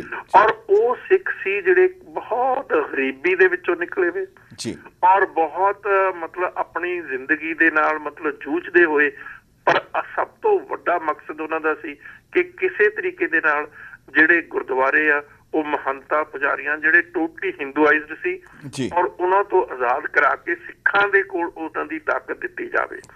ਔਰ ਉਹ ਕਿਉਂਕਿ ਸਰਦੂਲ ਸਿੰਘ ਕਵੀਸ਼ਰ ਇੱਕ ਬਹੁਤ ਇੰਪੋਰਟੈਂਟ ਗੱਲ ਲਿਖਦੇ ਆ, ਉਹ ਕਹਿੰਦੇ ਵੀ ਸਿੱਖਾਂ ਦੇ ਇਤਿਹਾਸ ਦੇ ਵਿੱਚ ਇਹ ਗੱਲ ਹੈ, ਜੇ ਸਿੱਖ ਗੁਰਦੁਆਰੇ ਆਜ਼ਾਦ ਹੈ ਤਾਂ ਉਹ ਦੂਸਰੀ ਗੱਲ ਆਜ਼ਾਦੀ ਦੀ ਲੜਾਈ ਲੜ ਸਕਦੇ ਆ। ਜੇ ਸਿੱਖ ਗੁਰਦੁਆਰੇ ਹੀ ਦੂਜੇ ਸਿੱਖਾਂ ਦੇ ਦੁਸ਼ਮਣਾਂ ਦੇ ਕੰਟਰੋਲ ਵਿੱਚ ਆ ਤਾਂ ਸਿੱਖਾਂ ਨੂੰ ਆਜ਼ਾਦੀ ਨਹੀਂ ਮਿਲ ਸਕਦੀ। ਇਹ ਸਰਦੂਲ ਸਿੰਘ ਕਵੀਸ਼ਰ ਦੀ ਲਿਖੀ ਹੋਈ ਉਸ ਵੇਲੇ ਦਾ ਇਤਿਹਾਸ ਲਿਖ ਰਹੇ ਬਹੁਤ ਖੂਬਸੂਰਤੀ ਦੇ ਨਾਲ। ਔਰ ਜਿਹੜੀ ਇਹਨਾਂ ਲੀਡਰਾਂ ਦੀ ਕੁਰਬਾਨੀ ਸਿੱਖੀ ਲਈ ਤਾਂ ਹੈ ਹੀ, ਹਿੰਦੁਸਤਾਨ ਲਈ ਵੀ ਹੈ। ਹਿੰਦੁਸਤਾਨ ਦੇ ਜਿਹੜੇ ਲੀਡਰ ਆ ਉਹ ਅਨਗ੍ਰੇਟਫੁਲ ਆ, ਉਹ ਨਾ ਸ਼ੁਕਰੇ ਆ, ਉਹ ਇਸ ਗੱਲ ਨੂੰ ਟੋਟਲੀ ਭੁਲਾ ਚੁੱਕੇ ਆ। ਹੁਣ ਨਹੀਂ ਬਲਕਿ ਉਹਨਾਂ ਨੇ ਜਦੋਂ ਹਿੰਦੁਸਤਾਨ ਆਜ਼ਾਦ ਹੋ ਗਿਆ, ਪਾਰਟੀਸ਼ਨ ਹੋ ਚੁੱਕੀ, ਉਸ ਤੋਂ ਬਾਅਦ ਹੀ ਉਹਨਾਂ ਨੇ ਇੱਕਦਮ ਆਪਣਾ ਜਿਹੜਾ ਰੁਖ ਸੀ ਉਹ ਦੂਸਰੇ ਪਾਸੇ ਬਦਲ ਲਿਆ। ਮਾਸਟਰ ਤਾਰਾ ਸਿੰਘ ਨੇ ਜਦੋਂ ਉਹਨਾਂ ਨੂੰ ਇਸ ਗੱਲ ਲਈ ਰਿਅਲਾਈਜ਼ ਕਰਾਇਆ ਵੀ ਆਹ ਤੁਹਾਡੀਆਂ ਕਮਿਟਮੈਂਟ ਸੀ, ਆਹ ਤੁਸੀਂ ਵਾਅਦੇ ਕੀਤੇ ਸੀ, ਆਹ ਤੁਸੀਂ ਸਾਨੂੰ ਪ੍ਰੋਮਿਸਿਸ ਦਿੱਤੇ ਸੀਗੇ, ਤਾਂ ਉਸ ਤੋਂ ਬਾਅਦ ਉਹਨਾਂ ਨੇ ਕਿਹਾ ਵੀ ਹੁਣ ਵਕਤ ਬਦਲ ਚੁੱਕਿਆ। ਮੈਂ ਇੱਥੇ ਇੱਕ ਖਾਸ ਤੌਰ ਦੇ ਉੱਤੇ ਗੱਲ ਕਹਿਣੀ ਚਾਹੁੰਦਾ ਕਿ ਜਿਹੜਾ ਇਲਾਕਾ ਅੱਜ ਜਿਹੜਾ ਬਾਰਡਰ ਆ ਇੰਡੋ ਪਾਕਿਸਤਾਨ ਦਾ ਇਧਰਲੇ ਪਾਸੇ, ਇਹ ਨਰੇਲੇ ਤੱਕ ਜਾਣਾ ਸੀ। ਪਾਕਿਸਤਾਨ ਨੇ ਨਰੇਲੇ ਤੱਕ ਜਾਣਾ ਸੀ। ਮਾਸਟਰ ਤਾਰਾ ਸਿੰਘ ਦੀ ਸਿੱਖ ਲੀਡਰਾਂ ਦੀ ਇਹ ਕੰਟਰੀਬਿਊਸ਼ਨ ਆ, ਉਹਨਾਂ ਨੇ ਇਹ ਸਾਰੇ ਦਾ ਸਾਰਾ ਜਿਹੜਾ ਇਲਾਕਾ ਹੈ ਉਹ ਹਿੰਦੁਸਤਾਨ ਦੇ ਵਿੱਚ ਦਿੱਤਾ। ਉਹਨਾਂ ਨੇ ਕਿਹਾ ਵੀ ਇੱਥੇ ਸਿੱਖ ਆਬਾਦੀ ਹੋਏਗੀ। ਸਿੱਖ ਆਬਾਦੀ ਤਾਂ ਸਕੈਟਰਡ ਸੀਗੀ, ਸਿਰਫ 2 ਹੀ ਤਹਿਸੀਲਾਂ ਸੀ ਜਿੱਥੇ ਸਿੱਖਾਂ ਦੀ ਮੈਜੋਰਟੀ ਸੀ, ਤਰਨਤਾਰਨ ਸੀ ਤੇ ਇੱਕ ਮੋਗੇ ਦੇ ਵਿੱਚ ਸੀਗੀ। ਹੋਰ ਤਾਂ ਕੋਈ ਇਹੋ ਜਿਹੀ ਏਰੀਆ ਹੀ ਨਹੀਂ ਸੀ ਜਿੱਥੇ ਸਿੱਖਾਂ ਦੀ ਮੈਜੋਰਟੀ ਬਣਦੀ ਸੀ, ਕਿਉਂਕਿ ਪ੍ਰਿੰਸੀਪਲ ਤਾਂ ਮੈਜੋਰਟੀ ਕਮਿਊਨਿਟੀ ਦਾ ਸੀ ਨਾ। ਉਸ ਦੇ ਨਾਲ ਜੇ ਸਿੱਖਾਂ ਕੋਲ ਹੁੰਦੀ, ਹੋ ਸਕਦਾ ਸਿੱਖ ਆਪਣਾ ਇੱਕ ਏਰੀਆ ਕਾਰਵ ਆਊਟ ਕਰ ਸਕਦੇ ਜਿੱਥੇ ਸਿੱਖਾਂ ਦੀ ਆਪਣੀ ਸੌਵਰਨਟੀ ਹੁੰਦੀ। ਸਿੱਖਾਂ ਨੇ ਸਾਰਾ ਕੁਝ ਨਿਛਾਵਰ ਕਰ ਦਿੱਤਾ ਹਿੰਦੁਸਤਾਨ ਦੇ ਲਈ, ਔਰ ਮਾਸਟਰ ਤਾਰਾ ਸਿੰਘ ਦੀ ਜੋ ਕੰਟਰੀਬਿਊਸ਼ਨ ਆ ਉਹ ਅਨਪੈਰਲਡ ਆ। ਹਿੰਦੁਸਤਾਨ ਦੇ ਸਾਰੇ ਜਿਹੜੇ ਸੋ ਕਾਲਡ ਨੈਸ਼ਨਲਿਸਟ ਲੀਡਰ ਹੈਗੇ ਜੀ ਜੀ ਤੋਂ ਮਾਸਟਰ ਤਾਰਾ ਸਿੰਘ ਨੇ ਸਿੱਖਾਂ ਦੀ ਰਹਿਨੁਮਾਈ ਕਰਕੇ ਐਡੀ ਵੱਡੀ ਕੰਟਰੀਬਿਊਸ਼ਨ ਕੀਤੀ, ਹਿੰਦੁਸਤਾਨ ਨੂੰ ਐਡਾ ਬੜਾ ਏਰੀਆ ਲੈ ਕੇ ਦਿੱਤਾ ਜਿਹੜਾ ਕਿ ਹੁਣ ਇੱਕ ਇੰਚ ਲਈ ਹਿੰਦੁਸਤਾਨ ਤੜਪ ਰਿਹਾ ਔਰ ਲੜ ਰਿਹਾ ਜੀ। ਤੋਂ ਲੇਕਿਨ ਦੇਖੋ ਆਇਰਨੀ, ਟ੍ਰੈਜੇਡੀ ਦੇਖੋ ਕਿਸ ਕਿਸਮ ਦੀ ਚੀਜ਼ ਹੈ। ਉਹੀ ਜਗ੍ਹਾ ਨਰੇਲਾ ਜਿੱਥੇ ਪਹਿਲੀ ਵਾਰ ਉਹ ਆਜ਼ਾਦੀ ਤੋਂ ਬਾਅਦ ਮਾਸਟਰ ਤਾਰਾ ਸਿੰਘ ਨੂੰ ਅਰੈਸਟ ਕੀਤਾ ਗਿਆ ਜੀ। ਔਰ ਉਹ ਇੱਕ ਐਸੀ ਵੱਡੀ ਮਤਲਬ ਇਵੈਂਟ ਹੈ ਜਿਹੜੀ ਕਿ ਭੁਲਾਈ ਨਹੀਂ ਜਾ ਸਕਦੀ, ਜਿਹੜੀ ਇਗਨੋਰ ਨਹੀਂ ਕੀਤੀ ਜਾ ਸਕਦੀ। ਉਹ ਆਦਮੀ ਜਿਸਨੇ ਇੰਨੀ ਕੰਟਰੀਬਿਊਸ਼ਨ ਕੀਤੀ ਹੋਵੇ, ਇੰਨੀ ਕੁਰਬਾਨੀ ਕੀਤੀ ਹੋਵੇ, ਇੰਨੀ ਦੇਣ ਦਿੱਤੀ ਹੋਵੇ ਹਿੰਦੁਸਤਾਨ ਨੂੰ, ਔਰ ਉਸ ਜਗ੍ਹਾ ਦੇ ਉੱਤੇ ਜਾ ਕੇ ਜਦੋਂ ਦਿੱਲੀ ਜਾ ਰਿਹਾ ਪ੍ਰੋਟੈਸਟ ਕਰਨ ਦੇ ਲਈ ਮਾਸਟਰ ਤਾਰਾ ਸਿੰਘ, ਤੋਂ ਉਸੇ ਜਗ੍ਹਾ ਤੋਂ ਉਹਨਾਂ ਨੂੰ ਦਿੱਲੀ ਵੜਨ ਨਹੀਂ ਦਿੱਤਾ ਕਿ ਨਰੇਲਾ ਇੱਕ ਛੋਟੀ ਜਿਹੀ ਜਗ੍ਹਾ ਦਿੱਲੀ ਤੋਂ ਬਾਹਰ ਬਾਰਡਰ ਦੇ ਉੱਤੇ। ਤੋਂ ਇਹ ਇੱਕ ਬਾਰਡਰ ਦੇ ਉੱਤੇ ਇੱਕ ਟ੍ਰੈਜੇਡੀ ਹੈ ਜੀ, tragedy of its on kind, ਜਿਹੜੀ ਆਪਣੀ ਕਿਸਮ ਦੀ ਇੱਕ ਟ੍ਰੈਜੇਡੀ ਹੈ ਸਿੱਖਾਂ ਦੀ ਜੀ। ਆਜ਼ਾਦੀ ਕੀ ਸੀ? ਸਾਡੇ ਪਿੰਡ ਦੇ ਵਿੱਚ ਇੱਕ ਬਹੁਤ ਹੀ ਪੇਂਡੂ ਬੰਦੇ ਸੀ, ਜਦੋਂ ਮੈਂ ਉਹਨਾਂ ਨਾਲ ਗੱਲ ਕਰਨੀ, ਕਿਉਂਕਿ ਮੈਂ ਉਸ ਵੇਲੇ ਬਹੁਤ ਛੋਟਾ ਸੀ, ਕਿ ਕੀ ਹੋਇਆ 47 ਦੇ ਵਿੱਚ, ਉਹ ਕਹਿੰਦੇ ਜੀ ਕੱਟਾ ਵੱਡੀ ਹੋਈ, ਉਹ ਕਹਿੰਦੇ ਜੀ ਕਤਲੋ ਗਾਰਤ ਹੋਈ ਕੋਈ ਔਰ ਬਟਵਾਰਾ ਹੋਇਆ ਜੀ ਜੀ। ਆਮ ਜਿਹੜਾ ਸਿੱਖ ਆ ਉਸ ਦੀ ਜ਼ਿਹਨ ਦੇ ਵਿੱਚ ਆਜ਼ਾਦੀ ਨਹੀਂ ਸੀ, ਉਸ ਦੀ ਜ਼ਿਹਨ ਦੇ ਵਿੱਚ ਸੀ ਕੱਟਾ ਵੱਡੀ ਔਰ ਉਸ ਦੀ ਜ਼ਿਹਨ ਦੇ ਵਿੱਚ ਸੀ ਬਟਵਾਰਾ। ਹਾਂਜੀ ਹਾਂਜੀ। ਜਿਹੜਾ ਹਿੰਦੁਸਤਾਨ ਦਾ ਬਟਵਾਰਾ ਹੋਇਆ, ਸਭ ਤੋਂ ਵੱਧ ਨੁਕਸਾਨ ਜੇ ਕਿਸੇ ਕਮਿਊਨਿਟੀ ਦਾ ਹੋਇਆ ਸਿੱਖਾਂ ਦਾ। ਬਿਲਕੁਲ। ਸਿੱਖਾਂ ਦੀ ਟੋਟਲ ਆਬਾਦੀ ਦੇ ਵਿੱਚੋਂ ਲਾਂਬਾ ਜੀ 2.5%, ਟੋਟਲ ਆਬਾਦੀ ਦਾ 2.5%, ਜਿਹੜੀ ਉਧਰ ਸਿੱਖਾਂ ਦੀ ਆਬਾਦੀ ਸੀ ਉਹਦਾ 6%। ਜੇ 40% ਆਬਾਦੀ ਵੈਸਟ ਪੰਜਾਬ ਦੇ ਵਿੱਚ ਸੀ ਔਰ 60% ਆਬਾਦੀ ਇਧਰਲੇ ਪਾਸੇ ਸੀ ਹਿੰਦੁਸਤਾਨ ਵਾਲੇ ਪੰਜਾਬ ਦੇ ਵਿੱਚ। ਤੋਂ 40% ਆਬਾਦੀ ਕਿਸੇ ਕੌਮ ਦੀ ਉਜੜ ਕੇ, ਆਪਣਾ ਘਰ-ਬਾਰ ਛੱਡ ਕੇ, ਆਪਣੀ ਜਾਇਦਾਦਾਂ ਛੱਡ ਕੇ, ਉਹ ਮਤਲਬ ਕਟਾਬੰਦੀ ਕਰਾਉਂਦੇ ਹੋਏ ਇੱਧਰ ਉਜੜ ਕੇ ਆ ਕੇ ਸੜਕਾਂ ਦੇ ਉੱਤੇ ਬੈਠ ਗਏ। ਨਾ ਉਹਨਾਂ ਨੂੰ ਛੱਤ, ਨਾ ਉਹਨਾਂ ਨੂੰ ਕੋਈ ਹੋਰ ਕਿਸਮ ਦਾ ਸ਼ੈਲਟਰ। ਉਹ ਵਿਚਾਰੇ ਮੀਂਹ ਦੇ ਵਿੱਚ, ਉਹ ਵਿਚਾਰੇ ਧੁੱਪ ਦੇ ਵਿੱਚ, ਉਹ ਵਿਚਾਰੇ ਇੰਨੇ ਸੰਕਟ ਦੇ ਵਿੱਚ ਆਪਣੇ ਪਰਿਵਾਰਾਂ ਨੂੰ ਕੁਰਬਾਨ ਕਰਕੇ, ਉਹਨਾਂ ਨੂੰ ਉੱਥੇ ਸ਼ਹੀਦੀਆਂ ਦੇ ਕੇ ਇੱਧਰਲੇ ਪਾਸੇ ਆ ਕੇ ਉਜੜ ਕੇ ਬੈਠੇ। ਕਿਸੇ ਨੇ ਉਹਨਾਂ ਦੀ ਬਾਂਹ ਨਹੀਂ ਫੜੀ ਜੀ ਜੀ, ਕਿਸੇ ਸਰਕਾਰ ਨੇ ਉਹਨਾਂ ਦੀ ਕੋਈ ਕਿਸੇ ਕਿਸਮ ਦੀ ਮਦਦ ਨਹੀਂ ਕੀਤੀ। ਇਹ ਐਵੀਡੈਂਸ ਹੈ, ਇੱਕ ਕਲੀਅਰ ਕਿਸਮ ਦਾ ਐਵੀਡੈਂਸ ਹੈ। ਔਰ ਨਾਲੇ ਡਾਕਟਰ ਸਾਹਿਬ ਉਸ ਵੇਲੇ ਫਲੱਡ ਵੀ ਆਏ ਹੋਏ ਸੀਗੇ, ਹੜ੍ਹ ਆਏ ਹੋਏ ਸੀਗੇ ਪੰਜਾਬ ਵੀ ਸੀ। ਹਾਂਜੀ, ਹੜ੍ਹ ਬਹੁਤ ਭਾਰੀ, ਲੋਕ ਗੱਡੀਆਂ ਦੀਆਂ ਛੱਤਾਂ ਤੇ ਬੈਠੇ ਤੇ ਔਰ ਉਸ ਦੇ ਬਾਅਦ ਉਹ ਸਰਕੂਲਰ ਜਾਰੀ ਹੋ ਜਾਂਦਾ ਸਿੱਖ ਜਰਾਇਮ ਪੇਸ਼ਾ ਕੌਮ। ਹਾਂਜੀ। ਔਰ ਉਹ ਨਹੀਂ ਜੀ, ਹੋਰ ਜਿਹੜੀ ਰੰਧਾਵੇ ਦੀ ਇੱਕ ਕਿਤਾਬ ਆ ਆਟੋਬਾਇਓਗ੍ਰਾਫੀ MS ਰੰਧਾਵੇ ਦੀ, ਉਹ ਉਸ ਵੇਲੇ ਡਿਪਟੀ ਕਮਿਸ਼ਨਰ ਸੀ ਜੀ ਦਿੱਲੀ ਦਾ। ਹਾਂਜੀ। ਉਸ ਪੰਡਿਤ ਜਵਾਹਰ ਲਾਲ ਨਹਿਰੂ ਪ੍ਰਾਈਮ ਮਿਨਿਸਟਰ ਦੇ ਕੋਲ ਗਿਆ ਔਰ ਉਹਨਾਂ ਨੂੰ ਕਹਿਣ ਲੱਗਿਆ ਜੀ ਇਸ ਤਰ੍ਹਾਂ ਕਰਕੇ ਸਿੱਖ ਉਜੜ ਕੇ ਆ ਰਹੇ ਆ, ਉਹਨਾਂ ਨੂੰ ਇੱਥੇ ਆਪਾਂ ਕੋਈ ਐਸਾ ਏਰੀਆ ਦੇ ਦਈਏ ਜਿੱਥੇ ਕਿ ਉਹ ਦਿੱਲੀ ਦੇ ਨੇੜੇ ਤੇੜੇ ਵਸ ਜਾਣ, ਕਿਉਂਕਿ ਉਹਦੇ ਦਿਲ 'ਚ ਸਿੱਖੀ ਸੀ। ਉਹ ਤਾਂ ਵੈਸੇ ਉਹ ਕਲੀਨ ਸ਼ੇਵਨ ਸਿੱਖ ਸੀ, ਤਾਂ ਉਸ ਨੂੰ ਜਵਾਹਰ ਲਾਲ ਨਹਿਰੂ ਨੂੰ ਪਤਾ ਨਹੀਂ ਸੀ ਵੀ ਇਹ ਸਿੱਖ ਆ ਕਿ ਹਿੰਦੂ ਆ। ਤਾਂ ਉਸ ਨੇ ਇਹ ਗੱਲ ਕਹੀ, ਜਵਾਹਰ ਲਾਲ ਨਹਿਰੂ ਨੇ ਉਸ ਨੂੰ, MS ਰੰਧਾਵੇ ਨੂੰ, ਵੀ ਇਨ ਲੋਗੋं को दिल्ली नहीं, दिल्ली से 100 मील दूर उड़ा दो, ये लोग दिल्ली में बसने के काबिल नहीं जी जी। ਇਹ ਗੱਲ ਉਸਨੇ ਆਪਣੀ ਆਟੋਬਾਇਓਗ੍ਰਾਫੀ 'ਚ ਲਿਖੀ ਹੋਈ ਆ MS ਰੰਧਾਵੇ ਨੇ ਜੀ ਜੀ। ਇਹ ਇੱਕ ਬਹੁਤ ਬੜਾ ਐਵੀਡੈਂਸ ਆ, ਬਹੁਤ ਬੜਾ ਪ੍ਰੂਫ ਆ ਵੀ ਕਿਸ ਕਿਸਮ ਦੀ ਨਫ਼ਰਤ ਸਿੱਖਾਂ ਪ੍ਰਤੀ ਸੀ। ਹਾਂ, ਕਿਸ ਕਿਸਮ ਦੀ ਨਫ਼ਰਤ ਸਿੱਖਾਂ ਪ੍ਰਤੀ ਸੀ ਹਿੰਦੁਸਤਾਨ ਦੀ ਲੀਡਰਸ਼ਿਪ ਦੇ ਮਨ ਦੇ ਵਿੱਚ। ਤਾਂ ਇਸ ਕਿਸਮ ਦੇ ਹਾਲਾਤ ਦੇ ਵਿੱਚ ਜਿੱਥੇ ਨਾ ਉਹਨਾਂ ਦਾ ਕੋਈ ਵਾਲੀ, ਨਾ ਉਹਨਾਂ ਦਾ ਕੋਈ ਵਾਰਿਸ, ਜੇ ਕੋਈ ਵਾਲੀ ਵਾਰਿਸ ਸੀ ਤਾਂ ਗੁਰੂ ਸੀ ਜੀ ਜੀ। ਉਹਨਾਂ ਹਿੰਦੁਸਤਾਨ ਦੀ ਲੀਡਰਸ਼ਿਪ ਨੇ ਉਹਨਾਂ ਨੂੰ ਅਪਣਾਇਆ ਨਹੀਂ, ਕਦੇ ਡੇ 1 ਤੋਂ ਨਹੀਂ ਅਪਣਾਇਆ ਜੀ ਜੀ। ਤਾਂ ਇਸ ਕਿਸਮ ਦੇ ਹਾਲਾਤਾਂ ਦੇ ਵਿੱਚੋਂ ਸਿੱਖਾਂ ਨੂੰ ਮਤਲਬ ਸਰਵਾਈਵ ਕਰਾਉਣਾ, ਸਿੱਖੀ ਨੂੰ ਬਚਾ ਕੇ ਨਿਕਲ ਜਾਣਾ, ਇਹ ਮੈਂ ਸਮਝਦਾ ਉਹਨਾਂ ਲੋਕਾਂ ਦੀ ਇੱਕ ਤਰ੍ਹਾਂ ਦੀ ਕੁਰਬਾਨੀ ਸੀ, ਮਾਸਟਰ ਤਾਰਾ ਸਿੰਘ ਵਰਗੇ ਲੀਡਰਾਂ ਦੀ, ਜਿਨ੍ਹਾਂ ਨੇ ਆਪਣੀਆਂ ਅਤਿਅੰਤ ਕੁਰਬਾਨੀਆਂ ਦੇ ਬਲਬੂਤੇ ਦੇ ਉੱਤੇ ਆਪਣੇ ਆਪ ਨੂੰ ਕੁਰਬਾਨ ਕਰਕੇ, ਆਪਣੇ ਪਰਿਵਾਰਾਂ ਨੂੰ ਕੁਰਬਾਨ ਕਰਕੇ ਉਹਨਾਂ ਨੇ ਸਿੱਖੀ ਦੀ ਔਰ ਸਿੱਖ ਕੌਮ ਦੀ ਸੇਵਾ ਕੀਤੀ। ਡਾਕਟਰ ਸਾਹਿਬ, ਮੈਂ ਇੱਕ ਚੀਜ਼ ਮੈਨੂੰ ਨਜ਼ਰ ਆ ਰਹੀ ਹੈ ਕਿ ਅਕਾਲੀ ਦਲ ਦੀ ਕਿੰਨੀ ਵਿਸ਼ਾਲ ਸੋਚ ਸੀ ਕਿ ਜੇ ਪਠਾਣਾਂ ਦੇ ਉੱਤੇ ਲਾਲ ਕੁੜਤੀ ਮੂਵਮੈਂਟ ਹੋਈ, ਉਹਨਾਂ ਦੇ ਉੱਤੇ ਅਗਰ ਕੋਈ ਤਸ਼ੱਦਦ ਹੋਇਆ, ਉਹਦੇ ਲਈ ਵੀ ਅਕਾਲ ਤਖਤ ਸਾਹਿਬ ਤੋਂ ਜਥਾ ਜਾਂਦਾ ਹੈ। ਜੇਕਰ ਆਰੀਆ ਸਮਾਜੀਆਂ ਤੇ ਮਹਾਰਾਸ਼ਟਰ ਦੇ ਵਿੱਚ ਹੁੰਦਾ, ਉੱਥੇ ਵੀ ਜਥਾ ਜਾਂਦਾ। ਇਹਦਾ ਮਤਲਬ ਅਕਾਲੀ ਦਲ ਦੀ ਜਿਹੜੀ ਸੋਚ ਸੀ ਉਹ ਸ਼ੁਰੂ ਤੋਂ ਹੀ ਬਹੁਤ ਵਿਸ਼ਾਲ ਔਰ ਸਾਰਿਆਂ ਨੂੰ ਨਾਲ ਲੈ ਕੇ ਚੱਲਣ ਦੀ ਸੀ। ਜੀ ਹਾਂ ਜੀ, ਬਿਲਕੁਲ। ਦੇਖੋ, ਸਿੱਖ ਤਾਂ ਮਾਨਵਤਾ ਦੇ ਵਿੱਚ ਬਿਲੀਵ ਕਰਨਾ, ਸਿੱਖੀ ਦਾ ਇਹੀ ਸਭ ਤੋਂ ਵੱਡਾ ਸਿਧਾਂਤ, ਔਰ ਸਿੱਖੀ ਦੀ ਗ੍ਰੈਂਡਰ, ਸਿੱਖੀ ਦੀ ਗ੍ਰੇਟਨੈਸ, ਜਿਹੜੀ ਯੂਨੀਕਨੈਸ ਆ, ਉਹ ਇਹੀ ਆ ਕਿ ਸਾਰੀ ਦੁਨੀਆ ਨੂੰ ਆਪਣੇ ਕਲਾਵੇ ਦੇ ਵਿੱਚ ਲੈਣਾ। ਔਰ ਸਿੱਖ ਇੱਕ ਐਸਾ ਧਰਮ ਆ ਜਿਹੜਾ ਕਿ ਬਹੁਤ ਜ਼ਿਆਦਾ ਮਤਲਬ ਯੂਨੀਵਰਸਲਿਜ਼ਮ ਚ ਬਿਲੀਵ ਕਰਨ ਵਾਲਾ ਹੈ। ਔਰ ਇਸੇ ਕਰਕੇ ਅਸੀਂ ਸਰਬੱਤ ਦੇ ਭਲੇ ਦੀ ਅਰਦਾਸ ਹਰ ਰੋਜ਼ ਸਿੱਖ ਕਰਦਾ, ਔਰ ਇਹੀ ਸਭ ਦੇ ਸੁੱਖ ਦੀ, ਸਭ ਦੀ ਸ਼ਾਂਤੀ ਲਈ, ਸਭ ਦੀ ਹਾਰਮਨੀ ਲਈ ਅਪੀਲ ਕਰਦਾ ਰੱਬ ਨੂੰ ਕਿ ਮਹਾਰਾਜ ਸਾਰੀ ਮਨੁੱਖਤਾ ਨੂੰ ਸ਼ਾਂਤੀ ਹੋਵੇ, ਸਾਰੀ ਮਨੁੱਖਤਾ ਨੂੰ ਪੀਸ ਹੋਵੇ। ਇਹੀ ਤਾਂ ਸਿੱਖੀ ਦਾ ਸਭ ਤੋਂ ਬੜਾ ਸਿਧਾਂਤ ਆ। ਬਿਲਕੁਲ ਡਾਕਟਰ ਸਾਹਿਬ, ਜਿਹੜਾ ਤੁਸੀਂ ਦੱਸਿਆ ਕਿ ਉਹ ਜਿਵੇਂ ਤੁਹਾਡੇ ਪਿੰਡ ਦੇ ਉਹ ਕਹਿੰਦੇ ਕੱਟਾ ਵੱਡੀ ਹੋਈ, ਮੇਰੇ ਵੀ ਇੱਕ ਮਿੱਤਰ ਹੈ, ਉਹਨਾਂ ਦੇ ਬਜ਼ੁਰਗ ਸਨ, ਉਹਨਾਂ ਨਾਲ ਗੱਲ ਹੋਈ, ਉਹਨਾਂ ਨੂੰ ਪੁੱਛਿਆ ਜੀ ਕਿ ਇਹ ਕੀ ਹੋਇਆ, ਕਹਿੰਦੇ ਕੈਸੇ ਕੈਸੇ ਐਸੇ ਵੈਸੇ ਹੋ ਗਏ, ਐਸੇ ਵੈਸੇ ਕੈਸੇ ਕੈਸੇ ਹੋ ਗਏ। ਬਸ ਇਹ ਫਰਕ ਪਿਆ ਤੇ ਸਮਾਂ ਹੈ ਇੱਕ ਛੋਟੇ ਜਿਹੇ ਵਕਫੇ ਦਾ, ਔਰ ਸਾਡਾ ਅਖੀਰਲਾ ਮਰਲ ਹੈ। ਤੁਹਾਨੂੰ ਬੇਨਤੀ ਕਰਾਂਗੇ ਕਿ ਤੁਸੀਂ ਸਾਡੇ ਨਾਲ ਬਣੇ ਰਹੋ, ਔਰ ਕਿਉਂਕਿ ਬਹੁਤ ਹੀ ਉਹਦਾ ਬੁਨਿਆਦ, ਸ਼ੁਰੂਆਤ ਔਰ ਵਿਚਕਾਰਲਾ ਹਿੱਸਾ ਦੱਸਦਾ। ਹੁਣ ਇਹਦਾ ਜਿਹੜਾ ਅਖੀਰਲਾ ਹੈ ਉਹ ਵੀ ਅਸੀਂ ਚਾਹਾਂਗੇ ਤੁਸੀਂ 2-4 ਮਿੰਟ 'ਚ ਉਹਦੇ ਕਰੋ, ਇੱਕ ਵਕਫੇ ਦੇ ਬਾਅਦ। ਜੀ ਪਲੀਜ਼ ਪਲੀਜ਼।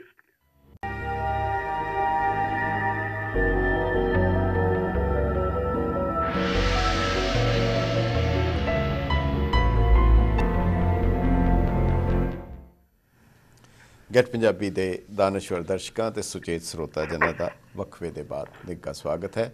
ਸਾਡੇ ਨਾਲ ਹਿਸਟੋਰੀਅਨ, ਇਤਿਹਾਸਕਾਰ ਡਾਕਟਰ ਗੁਰਦਰਸ਼ਨ ਸਿੰਘ ਜੀ ਢਿੱਲੋਂ, ਉਹ ਸ਼੍ਰੋਮਣੀ ਅਕਾਲੀ ਦਲ ਦੇ ਇਤਿਹਾਸ, ਉਸ ਦੀ ਸਥਾਪਨਾ ਕਿੱਦਾਂ ਹੋਈ, ਉਹਦੇ 'ਤੇ ਗੱਲਬਾਤ ਕਰ ਰਹੇ ਹਨ। ਬਹੁਤ ਹੀ ਮਹੱਤਵਪੂਰਨ ਜਾਣਕਾਰੀ ਦੇ ਰਹੇ ਹਨ। ਡਾਕਟਰ ਸਾਹਿਬ, ਵਕਫੇ ਦੇ ਬਾਅਦ ਤੁਹਾਡਾ ਫਿਰ ਇੱਕ ਵਾਰ ਜੀ ਆਇਆਂ ਕਹਿੰਦਿਆਂ, ਜਿਵੇਂ ਤੁਸੀਂ ਦੱਸਿਆ ਕਿ ਸਿੰਘ ਸਭਾ ਲਹਿਰ ਔਰ ਜਿਵੇਂ ਅਕਾਲੀ ਦਲ ਦਾ ਤਕਰੀਬਨ ਮਕਸਦ ਔਰ ਨਿਸ਼ਾਨਾ ਇੱਕੋ ਸੀ, ਪਰ ਮੁੱਢਲਾ ਫਰਕ ਜਿਹੜਾ ਨਜ਼ਰ ਆਉਂਦਾ ਹੈ ਕਿ ਉਹ ਜਿਹੜੇ ਚੀਫ ਖਾਲਸਾ ਦੀਵਾਨ ਬਣਿਆ ਸਿੰਘ ਸਭਾ ਵਾਲੇ, ਉਹ ਅਮੀਰ ਸਿੱਖਾਂ ਦੀ ਤੇ ਇਹ ਸ਼ਾਇਦ ਕਿਰਤੀ ਸਿੱਖਾਂ ਦੀ, ਆਮ ਸਧਾਰਨ ਸਿੱਖਾਂ ਦੀ ਜਿਹੜੀ ਸੰਸਥਾ ਬਣੀ ਸੀ। ਇਹਦੇ 'ਚ ਇਹ ਫਰਕ ਮੁੱਢਲਾ ਜਿਹੜਾ ਪ੍ਰਤੱਖ ਤੌਰ 'ਤੇ ਨਜ਼ਰ ਆਉਂਦਾ ਹੈ।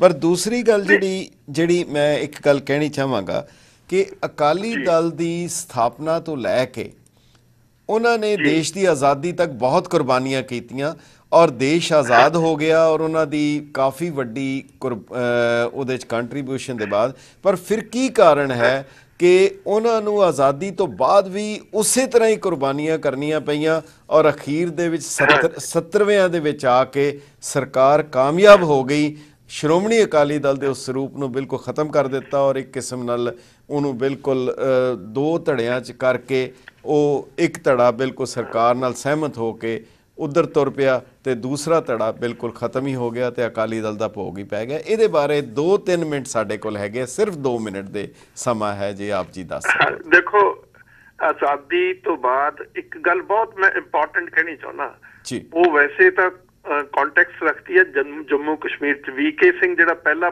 Farmer commander in chief of Indian forces, ਉਹਨੇ ਇੱਕ ਬੜੀ ਵੱਡੀ ਇੰਪੋਰਟੈਂਟ ਸਟੇਟਮੈਂਟ ਦਿੱਤੀ ਹੈ ਕਿ ਅਸੀਂ 1947 ਤੋਂ ਜੰਮੂ ਕਸ਼ਮੀਰ ਦੇ ਵਿੱਚ ਆਪਣੇ ਪੈਸੇ ਲਾ ਕੇ ਕਨਸਪੀਰੇਸੀ ਕਰਦੇ ਰਹੇ ਆ, ਆਪ ਹੀ ਮਿਨਿਸਟਰ ਬਣਾਉਂਦੇ ਰਹੇ ਆ, ਆਪ ਹੀ ਉਹਨਾਂ ਨੂੰ ਢਾਉਂਦੇ ਰਹੇ ਆ, ਆਪ ਹੀ ਉੱਥੇ ਸਾਰੀਆਂ ਚੀਜ਼ਾਂ ਜੋ ਵੀ ਰਾਮ ਰੌਲਾ ਉੱਥੇ ਕਰਦੇ ਰਹੇ ਆ। ਇਸੇ ਕਿਸਮ ਦੀ ਮੇਰੀ ਆਪਣੀ ਇਹ ਫੀਲਿੰਗ ਹੈ, ਇਸੇ ਕਿਸਮ ਦੀ ਇੱਕ ਸੈਟਲਡ ਪਾਲਿਸੀ ਸੀ 47 ਦੇ ਵਿੱਚ ਕਿ ਇੰਡੀਅਨ ਸਟੇਟ ਦੇ ਜੇ ਕਿਸੇ ਕਿਸਮ ਦਾ ਕਨਫਲਿਕਟ ਆਉਣਾ ਸਿੱਖਾਂ ਦੇ ਨਾਲ, ਸ਼੍ਰੋਮਣੀ ਅਕਾਲੀ ਦਲ ਦੇ ਕੈਰੈਕਟਰ ਨੂੰ ਖਤਮ ਕਰਨਾ ਹੈ।